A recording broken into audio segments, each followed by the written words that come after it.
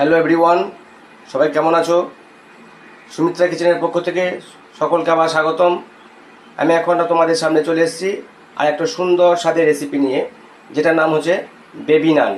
চলো, বেবি নান করার জন্য কি কি উপকরণ লাগে সেগুলো আমরা একটু দেখে নেব। চলুন, রেসিপিটা হচ্ছে বেবি নান। বেবি নান বানানোর জন্য কি কি উপকরণ লাগছে আমি দেখিয়ে দিচ্ছি। নিয়ে নিয়েছি ময়দা,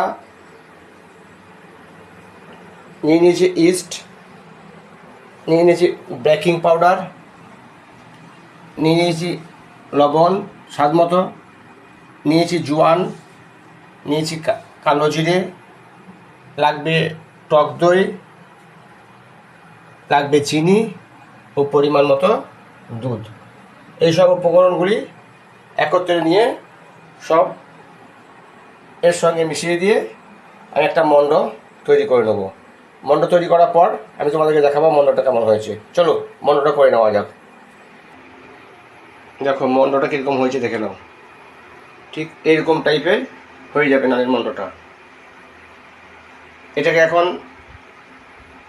1 থেকে 1.5 ঘন্টা মতো রেস্ট রেখে দেবো। তারপর গরম তেলে একটা একটা করে ভেজে নেবো।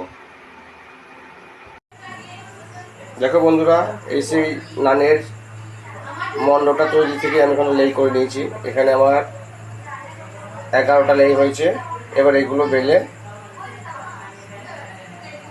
আস্তে আস্তে এই গরম তেলের মধ্যে আস্তে আস্তে ডুবো তেলের মধ্যে আস্তে আস্তে ভেজে নেবো। আস্তে আস্তে এগুলো পুরো এইগুলো পুরো ভেজে নেবো। তাহলে আমার তৈরি হয়ে যাবে বেবি নান। কীভাবে নান ভাজা হচ্ছে দেখে নাও।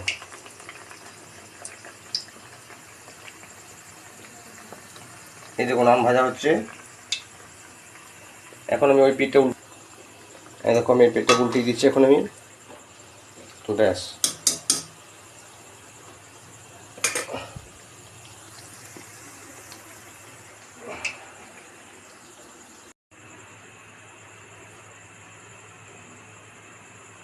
সার্ভ করার জন্য নান রেডি হয়ে গেছে।